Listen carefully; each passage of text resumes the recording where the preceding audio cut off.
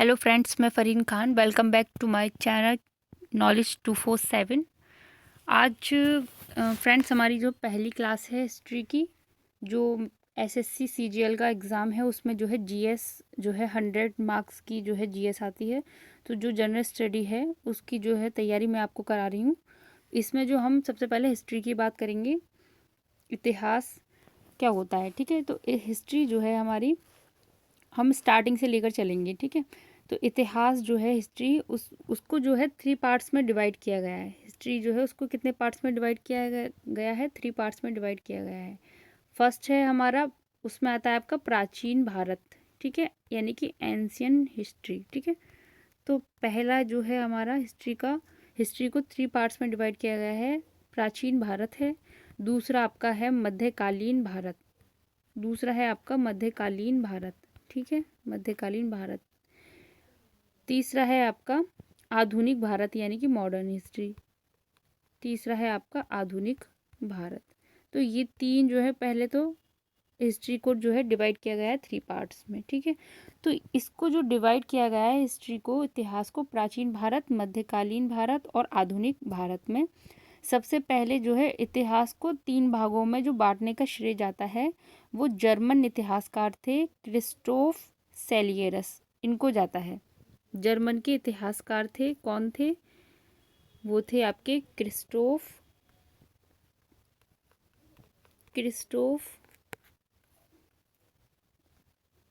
सेलियरस। ठीक है, तो इन्होंने जो है इतिहास को 3 भागों में बांटा था। ये जो है इम्पोर्टेंट क्वेश्चन बन जाता है कि किसने जो है इतिहास को 3 भाग में बांटा था, तो क्रिस्टोफ सेलियरस। ठीक है, अब यहाँ पर हम बात करेंगे सबसे पहले प्राचीन भारत की, यानी कि एंशियंट हिस्ट्री की। तो जो प्राचीन भारत है, प्राचीन भारतीय जो इतिहास के विषय में जो है जानकारी जो है हमें 4 स्रोतों से मिलती है। जैसे कि हमारा पहला है आपका धर्म ग्रंथ, यहाँ से जो है हमें प्राचीन भारत की जानकारी मिलती है इतिहास की। दूसरा अगर हम बात करें तो ऐतिहासिक ग्रंथ हैं हमारे, उनसे हमें जानकारी मिलती है। धर्म ग्रंथ हो गए, ऐतिहासिक ग्रंथ हो गए, इनसे हमें जानकारी मिलती है प्राचीन भारत की। अगला है हमारा विदेशियों का विवरण, यानी कि जो विदेशी आए थे उन्होंने जो बुक्स वगैरह लिखी हैं, उससे भी जो है हमें जानकारी मिलती है। और फोर्थ हो जाएगा हमारा जो पुरातत्व संबंधी साक्ष्य होते हैं, है ना। तो पुरातत्व संबंधी जो साक्ष्य हैं, उनसे भी जो है हमें प्राचीन भारत की जो है जानकारी मिलती है इतिहास के बारे में। अब यहाँ पर हम बात करें तो भारत के इतिहास के संबंध में अनेक स्रोत उपलब्ध हैं। कुछ स्रोत काफ़ी विश्वसनीय व वैज्ञानिक हैं, अन्य मान्यताओं पर आधारित हैं। प्राचीन भारत के इतिहास के संबंध में जानकारी के मुख्य स्रोतों को 3 भागों में बांटा गया है। यहाँ पर जो है 3 भाग जो हैं ये मेन बताए हैं, जैसे कि आपका पुरातात्विक स्रोत हो गया, साहित्यिक स्रोत हो गया, विदेशी स्रोत हो गया। ठीक है, तो इनसे जो है हमें प्राचीन भारत के इतिहास के बारे में जानकारी मिलती है। अब यहाँ पर अगर हम बात करें तो पुरातात्विक स्रोत जो है वो क्या है? पुरातात्विक स्रोत का संबंध जो है वो प्राचीन अभिलेखों, सिक्कों, स्मारकों, भवनों, मूर्तियों तथा चित्रकला से है। यह साधन काफ़ी विश्वसनीय है। इन स्रोतों की सहायता से प्राचीन काल की विभिन्न मानवीय गतिविधियों की काफ़ी सटीक जानकारी मिलती है। जैसे कि जो प्राचीन काल में जो सिक्के होते हैं, जो अब खुदाई से प्राप्त जो निकलते हैं, उससे जो है हमें पता चलता है कि प्राचीन भारत में जो है किस तरीके की जो है प्रथाएं प्रचलित थी, किस तरीके से लोगों का जीवन यापन होता था। मूर्ति वगैरह हैं, चित्रकला हैं, भवन हैं और मंदिर हैं, इनसे जो है हमें जानकारी मिलती है प्राचीन भारत के इतिहास की। इन स्रोतों से किसी विषय में मौजूद लोगों के रहन सहन हो गया, उनकी जीवन शैली है, उनकी जो वहाँ की जो अर्थव्यवस्था थी, यानी कि जो उनकी इकोनॉमिक कंडीशन थी वहाँ की किस तरीके की थी, इस चीज़ का जो हमें ज्ञान होता है। इनमें से अधिकतर स्रोतों का वैज्ञानिक सत्यापन किया जा सकता है। इस प्रकार के प्राचीन स्रोतों का अध्ययन करने वाले जो अन्वेषक होते हैं, उनको हम क्या कहते हैं? पुरातात्वविद कहते हैं, यानी कि भूगोल वेत्ता कहते हैं। ठीक है, जो है पुरातात्विक स्रोत जो है खुदाई से जो है स्रोतों को निकालते हैं, उनको हम क्या कहते हैं? पुरातात्वविद। ठीक है, अब हम बात करेंगे यहाँ पर जो साहित्यिक स्रोत थे। अब साहित्यिक स्रोत में क्या है कि भारत के इतिहास के संदर्भ में सर्वाधिक स्रोत जो हैं वो साहित्यिक स्रोत हैं। प्राचीन काल में पुस्तकें हाथ से लिखी जाती थी। हाथ से लिखी गई जो पुस्तकें होती थी उनको हम क्या कहते हैं? पांडुलिपि कहते हैं। उसको हम क्या कहते हैं? पांडुलिपि कहते हैं। जो हाथ के द्वारा लिखी जाती हैं हाथों से, उनको हम पांडुलिपि कहते हैं।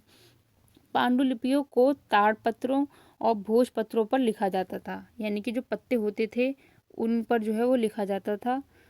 उस टाइम पर जो है कागज़ जो है वो नहीं होते थे। इस प्राचीन साहित्य को भी जो है दो भागों में बांटा जा सकता है। ये थे हमारे साहित्यिक स्रोत में। जो है पहला है आपका धार्मिक स्रोत। धार्मिक स्रोत में क्या है कि भारत में प्राचीन काल में जो है 3 मुख्य धर्म थे। जो सबसे पहले जो धर्म थे वो 3 थे मुख्य। सबसे पहला जो था हिंदू धर्म था, बौद्ध था और जैन था, यानी कि 3 धर्म जो है वो स्टार्टिंग में 3 ही धर्म थे, हिंदू धर्म, जैन धर्म और बौद्ध धर्म। ठीक है। इन धर्मों के विस्तार के साथ विभिन्न दार्शनिकों, विद्वान और धर्माचार्यों द्वारा अनेक धार्मिक पुस्तकों की रचना की गई है। इन रचनाओं में जो है प्राचीन भारत की जो समाज थी, वहाँ की संस्कृति थी, लोगों की जीवन शैली, रहने सहने का तरीका, वहाँ की अर्थव्यवस्था, उन सब के बारे में जो है इन जो बुक्स में जो है लिखा गया है। तो उसको पढ़कर जो है प्राचीन भारत के इतिहास के बारे में जो है जानकारी मिलती है। तो धार्मिक साहित्य की प्रमुख रचनाएं भी जो हैं, जैसे कि रामायण है, भागवत गीता है, इस तरीके की जो है वेद पुराण, ये सारी चीज़ें जो हैं प्राचीन भारत के इतिहास के जानने के स्रोत हैं। अब यहाँ पर है कि हिंदू धर्म से संबंधित जो साहित्य है वो क्या है? हिंदू धर्म विश्व का सबसे प्राचीनतम धर्मों में से एक है। प्राचीन भारत में इसका उदय होने से प्राचीन भारतीय समाज की जो है विस्तृत जानकारी हिंदू धर्म से संबंधित पुस्तकों से मिलती है। जैसे कि हिंदू धर्म में जो है बहुत सारे जो है ग्रंथ हैं, जैसे कि महाकाव्य हैं, पुस्तकें हैं, महाकाव्य हैं, इनसे जो है इनकी रचना हुई थी, तो इससे जो है जानकारी मिलती है। इनमें जो प्रमुख रचनाएं जो हैं, जैसे कि वेद हैं, वेदांग हैं, उपनिषद हैं, स्मृतियाँ, पुराण, रामायण, महाभारत, इन सब से जो है प्राचीन भारत के इतिहास की जानकारी मिलती है। ऋग्वेद जो है वो सबसे प्राचीन वेद है। इन धार्मिक ग्रंथों से जो है प्राचीन भारत की अर्थव्यवस्था, उनकी धार्मिक संस्कृति, सामाजिक व्यवस्था, इन सब के बारे में जानकारी मिलती है। अगर हम बात करें यहाँ पर वेदों की, तो वेद जो हैं वो कितने प्रकार के होते हैं? तो यहाँ पर हम पहले वेदों की बात करें तो वेद जो है, हिंदू धर्म में वेद जो है अति महत्वपूर्ण साहित्य है। वेद की जो है संख्या कितनी होती है? 4 होती है। ठीक है। वेद की जो संख्या होती है टोटल कितनी होती है? 4 होती है। जो पहला वेद है, सबसे प्राचीनतम वेद है, उसको हम बोलते हैं ऋग्वेद। सबसे प्राचीनतम वेद यानी कि ऋग्वेद। ठीक है। अब ऋग्वेद से जितने भी इंपॉर्टेंट पॉइंट्स बन रहे हैं वो मैं आपको बताती चलूँगी। ठीक है। तो ऋचाओं के क्रमबद्ध ज्ञान के संग्रह को हम ऋग्वेद कहते हैं। ऋचाओं के क्रमबद्ध ज्ञान के संग्रह को हम क्या कहते हैं? ऋग्वेद कहा जाता है। इसमें कितने मंडल होते हैं? इसमें 10 तो मंडल हैं। ठीक है। ऋग्वेद में कितने मंडल हैं पूछा जाता है क्वेश्चन। 10 मंडल हैं और 1028 जो है इसमें सूक्त हैं। 1028 क्या है? इसमें सूक्त हैं। ठीक है। 10 मंडल हैं, 1028 इसमें सूक्त हैं और 10,462 इसमें ऋचाएँ हैं। 10,462। ठीक है। इसमें क्या है? ऋचाएँ हैं। तो यहाँ पर मैं आपको लिख रही हूँ 10 आपके मंडल हैं, 10 आपके मंडल हैं यहाँ पर। 1028 जो है आपके सूक्त हैं और 10,462 आपकी क्या है? ऋचाएँ हैं। ये तो है आपका ऋग्वेद। ठीक है। सबसे प्राचीनतम वेद ऋग्वेद। ऋग्वेद जो है वेद के ऋचाओं के पढ़ने वाले जो ऋषि होते हैं, मतलब ऋग्वेद जो पढ़ता था उसको हम बोलते हैं होत्र। ऋग्वेद के पढ़ने वाले को हम क्या बोलते हैं? होत्र। आपको याद रखना, होत्र। ऋग्वेद के जो पठनकर्ता होते हैं उसको हम बोलते हैं होत्र। ठीक है। यानी कि एक वेद के ज्ञाता क्या होता है? होत्र कहलाता है। अब हम बात करेंगे यहाँ पर जो यजुर्वेद है, यानी कि जो सेकंड वेद है वो क्या है? यजुर्वेद। अब यजुर्वेद जो है वो क्या है? यजुर्वेद, सामवेद और अथर्ववेद की रचना जो है 1000 से 500 ईसा पूर्व के समय काल में हुई थी। ऋग्वेद में क्या होता था, देवताओं की स्तुतियां हैं। यजुर्वेद का संबंध जो है यज्ञ और नियम तथा अन्य धार्मिक विधि विधानों से है। जो यजुर्वेद है उसमें जो है यज्ञ के नियमों और विधि विधानों का संकलन है। यजुर्वेद के पठनकर्ता को बोलते हैं अथर्वयु। ये आप नोट करते चलना, अथर्वयु, ठीक है। यजुर्वेद के पठनकर्ता को बोलते हैं हम अथर्वयु। यह एक ऐसा वेद है जो गद्य व पद्य दोनों में है। ये इंपॉर्टेंट पॉइंट्स बनता है यहाँ से। कौन सा वेद ऐसा है जो गद्य और पद्य दोनों में है, तो वो कौन सा वेद है जो गद्य और पद्य दोनों में है? यजुर्वेद। यजुर्वेद जो है वो आपको गद्य में भी मिलेगा और आपको पद्य में भी मिलेगा, ठीक है। तो यजुर्वेद जो है गद्य व पद्य दोनों में है। ये आपको नोट कर लेना है पॉइंट्स। अब हमारा इससे आगे जो वेद है, ये 4 वेद होते हैं, ऋग्वेद, यजुर्वेद, उसके बाद में आता है सामवेद। सामवेद, तो साम से ही आपको याद रखना है। सामवेद का मतलब होता है, साम का क्या मतलब है? साम का मतलब होता है गान से, ठीक है, संगीत से। साम का मतलब ही क्या होता है? गान से यानी संगीत से।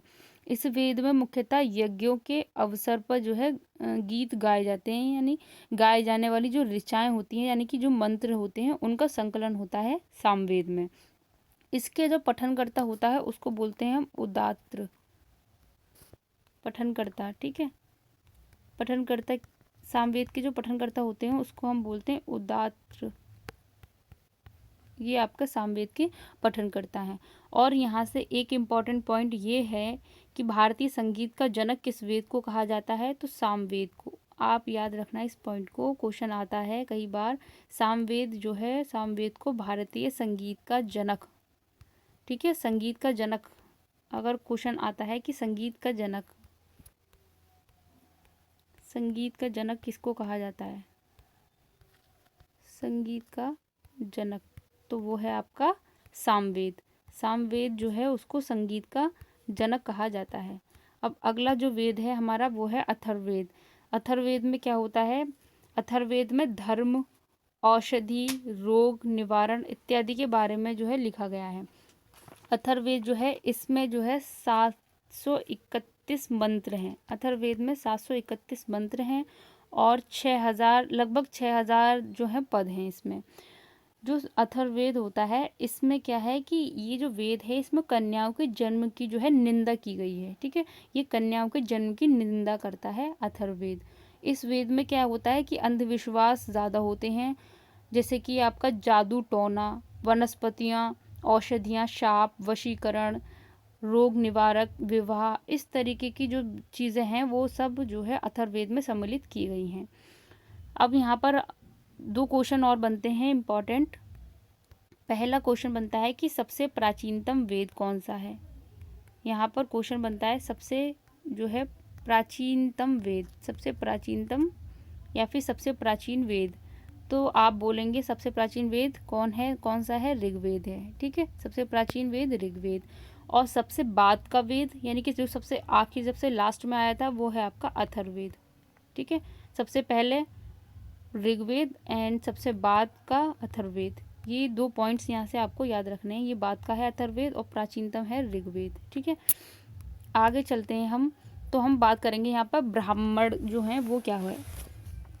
यहाँ पर देखो ब्राह्मणों को वेदों के साथ संलग्न किया गया है। ब्राह्मण वेदों के ही भाग हैं। प्रत्येक वेद के ब्राह्मण जो हैं वो अलग होते हैं। यह ब्राह्मण ग्रंथ गद्य शैली में हैं। इनमें विभिन्न विधि विधानों तथा कर्मकांड का विस्तृत वर्णन होता है। ब्राह्मणों में वेदों का सार जो है सरल शब्दों में दिया गया है। इन ब्राह्मण ग्रंथों की रचना जो है वो विभिन्न ऋषियों द्वारा की गई है, जैसे कि ऐतरेय तथा शतपथ ब्राह्मण ग्रंथों के जो है ये उदाहरण हैं। अब जैसे कि यहाँ पर जो ब्राह्मण ग्रंथ हैं वो क्या हैं? वेदों के साथ ही इनको संलग्न किया गया है। जैसे कि अगर मैं आपको वेद बोलूँ, जैसे कि ऋग्वेद है, ठीक है, तो इसका ब्राह्मण ग्रंथ ऐतरेय तथा कोशित की हो जाएगा। इस तरीके से ये जो है ब्राह्मण वेदों का ही जो है एक भाग होता है। तो यहाँ पर सबसे ज़्यादा जो इम्पोर्टेंट था वो था आपके वेद, यानी कि चारों वेदों के बारे में मैंने आपको अच्छे से बताया। अब यहाँ पर आता है आरण्यक। ये क्या होता है? आरण्यक शब्द जो है वो अरण्य से बना है, जिसका शाब्दिक अर्थ क्या होता है? वन। आरण्य का शाब्दिक अर्थ क्या होता है? वन। आरण्य वे धर्म ग्रंथ हैं जिन्हें वन में ऋषियों द्वारा लिखा गया है। आरण्यक ग्रंथों में अध्यात्म तथा दर्शन का वर्णन है। इनकी विषय वस्तु काफ़ी गूढ़ है। आरण्यक की रचना ग्रंथों के बाद हुई और यह अलग अलग वेदों के साथ संलग्न है, परंतु अथर्ववेद को किसी भी आरण्यक से नहीं जोड़ा गया है। ये आपको इम्पोर्टेंट पॉइंट याद रखना है कि जो अथर्ववेद है उसको किसी भी आरण्यक से नहीं जोड़ा गया है। आरण्यक क्या है? वन में ऋषियों द्वारा लिखा गया है ये, ठीक है। उसका शाब्दिक अर्थ ही क्या है? वन। तो ये ऐसा ग्रंथ है जिसको जो है ऋषियों द्वारा वन में लिखा गया है, ठीक है, अध्यात्म से संबंधित है। अब अगला है हमारा वेदांग। वेदांग क्या है? जैसा कि नाम से स्पष्ट है कि वेदांग जो है वेदों के अंग हैं, ठीक है। वेदांग जो है वेदों के अंग हैं। वेदांगों में वेद के गूढ़ ज्ञान को सरल भाषा में लिखा गया है। शिक्षा, कल्प, व्याकरण, निरुक्त, छंद व ज्योतिष, कुल 6 वेदांग हैं। आपको वेदांगों की संख्या याद रखनी है। नाम से स्पष्ट है कि वेदांग क्या है? वेदों के अंग हैं। वेदांगों में वेद के गुण जो है ज्ञान को सरल भाषा में लिखा गया है। शिक्षा है, कल्प है, व्याकरण है, निरुक्त है, छंद है, ज्योतिष, ये कुल कितने हैं? 6 वेदांग। तो पूछ लेता है कि वेदांग की संख्या कितनी है? 6 है, ठीक है। अगला है हमारा उपनिषद। उपनिषद क्या है? उपनिषद की विषय वस्तु जो है दार्शनिक है। यह ग्रंथों के अंतिम भाग हैं, इसलिए इन्हें वेदांत भी कहा जाता है। उपनिषदों में प्रश्नोत्तरी के माध्यम से अध्यात्म व दर्शन के विषय में चर्चा की गई है। उपनिषद जो है वो श्रुति धर्म ग्रंथ हैं। उपनिषदों में ईश्वर और आत्मा के स्वभाव और संबंध का विस्तृत वर्णन किया गया है। यहाँ पर ये पॉइंट्स बनता है कि उपनिषदों की कुल संख्या कितनी है? 108 संख्या उपनिषदों की। बृहदारण्यक, कंठ, केन, ऐत्रेय, ईशा, मुंडक उपनिषद, ये सारे ही उपनिषद हैं, ठीक है। यहाँ पर टोटल संख्या इसकी याद रखनी है। ये क्वेश्चन बन जाता है 108 जो है वो उपनिषदों की संख्या है। यहाँ पर एक पॉइंट्स और यहाँ पर बनता है कि जो चारों जो वेद होते हैं, चार वेदों को जो है संहिता कहते हैं। जो चारों वेद हैं इनको मिलाकर, यानी कि चारों वेदों को जो मिलाकर क्या बोलते हैं हम? संहिता। चारों वेदों को हम क्या कहते हैं? संहिता। ये आपको याद रखना है, ठीक है। चारों वेदों को मिलाकर हम क्या बोलते हैं? संहिता बोलते हैं। तो ये था आज का हमारा जो है फर्स्ट क्लास हिस्ट्री की। इसमें हमने प्राचीन इतिहास के स्रोतों के बारे में जो है बात की। और जो वेद हैं, पुराण हैं, वेदों से बहुत बार क्वेश्चन आ चुका है, तो जो मैंने आपको बताए सारे ही पॉइंट्स जो है इंपॉर्टेंट हैं, आप नोट कर लेना कॉपी पर वेदों, क्योंकि वेद से जो है क्वेश्चन बनता है कि ऐसा वेद जो गान से संबंधित किस वेद है, कौन से वेद को हम संगीत का जनक कहते हैं। इस तरीके से जो है क्वेश्चन बन जाते हैं यहाँ पर। आप जो है इस वीडियो को अगर आपको अच्छी लग रही है तो ज़्यादा से ज़्यादा शेयर कीजिए, लाइक कीजिए, कमेंट कीजिए, और जो है इसी तरीके से आपको एसएससी सीजीएल की जो है यहाँ पर कंप्लीट तैयारी कराई जाएगी इस चैनल पर। Thank you.